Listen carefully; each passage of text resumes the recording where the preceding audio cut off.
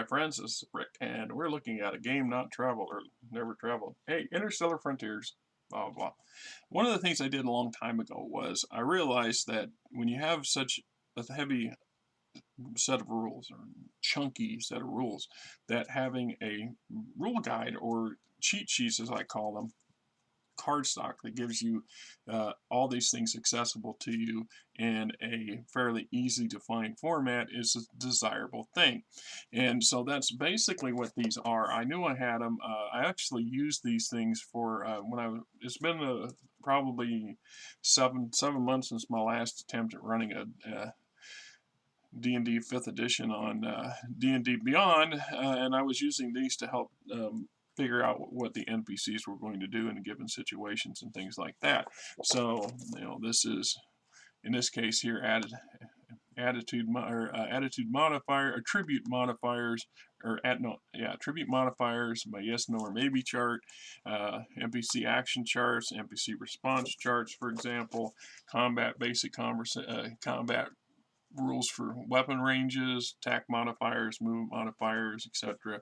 And then we have one for investigations, and the basics in the back explains to help you remind yourself what it is you need to know and do, and then an example investigation, and then we have our when to conduct and why to conduct, investigation versus NPCs, investigative modifiers, questions versus NPCs, giving examples.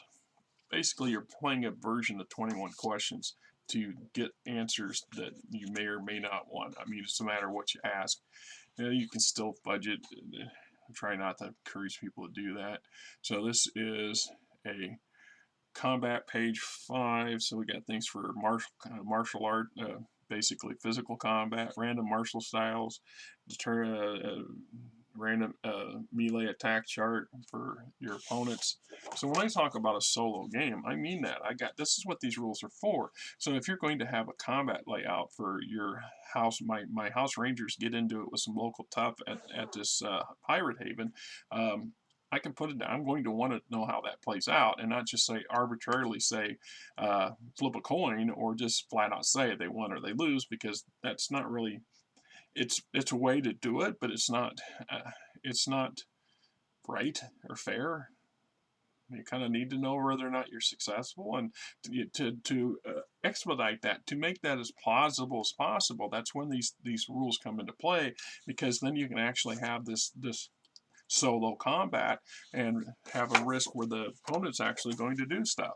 So carried gear critical hits, stun chart, random melee chart, basic range attacks, random martial, I already said that, suppression fire, overland trek, area effect weapons, fuel leakage charts, small craft combat damage charts, ammo explosions, fusion damage chart. So, and then there's page 6 for combat, right? Naval, this is Starship Combat, gives you your basic internal damage chart. Types of sensors, sensor modes, sensors of space, modifiers for using them. And then combat page 2, this is weapon melee or weapon optimal range chart, water movement, overland speed modifiers, movement modifiers for elevation changes, severe elevations, contour lines, to how to understand how to read your map, kind of basic thing. And then we have social interactions. So we have, mental attribute responses, fear attribute responses, reaction attribute responses, seduction attribute responses, attribute modifiers, interaction responses, quick interaction, right? And we got flora and fauna creation, so helping create those wonderful, great things that I've, encountered and rolled up, and which at some point we got to do and define things a bit better. Technical speciality, standards of living, wetware, gear tech level, gear level chart. That's for creating NPCs, genetic for genome creation, and all the stuff you need to know, modifiers, patrol charts, sensors in space, investigations, which is the same thing I started out with. This is just a slightly enhanced one.